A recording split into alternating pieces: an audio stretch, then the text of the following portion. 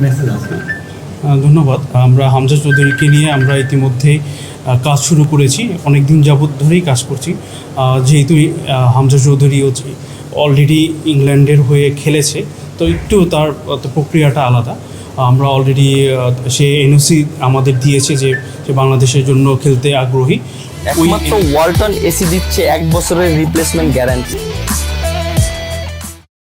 ওই NOC letter নিয়ে আমরা ইংলিশ ফুটবল অ্যাসোসিয়েশনের কাছে আবেদন করেছিলাম এবং ইংলিশ ফুটবল অ্যাসোসিয়েশন আমাদের এনওসি দিয়েছে এবং আমরা ইতিমধ্যেই ফিফাকে ওই এনওসি ইংলিশ এফের এনওসি দিয়ে আমরা অ্যাপ্লাই করে দিয়েছি। সো আশা করছি নেক্সট স্টেপে হচ্ছে প্লেয়ার স্ট্যাটাস কমিটি আছে ফিফার, ওদের অ্যাপ্রুভাল পেলেই আমরা আসলে হামজা চৌধুরী বাংলাদেশের হয়ে খেলতে পারবে। কতদিনের মধ্যে অ্যাপ্রুভাল পাবেন বলে মনে করছেন আপনার?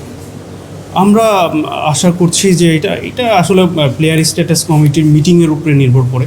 তো এইটা আমরা ওইভাবে বলতে পারবো না যে 10 দিন 5 দিন, নর্মালি 1 মান্থের মধ্যে এটা হয়ে যাবে বলে আমি আশা রাখি। আর যদি কোনো এডিশনাল রিকোয়ারমেন্ট থাকে তারা আমাদের জানাবে, তখন আমরা ওই এডিশনাল ডকুমেন্টসগুলো আবার তাদের প্রোভাইড করবো। নভেম্বরে তো আমরা খেলার একটা চিন্তা ভাবনা করছি, ম্যাচ তো এক জায়গাতে, সেক্ষেত্রে বাস্তবতা কি বলছিল, কি মনে হচ্ছে সেক্ষেত্রে আমার মনে হচ্ছে আমরা হয়তো নভেম্বরের উইন্ডোতে সে খেলতে পারবে। যদি সব কিছু পেপার ওকে থাকে তাহলে অবশ্যই খেলতে পারবে।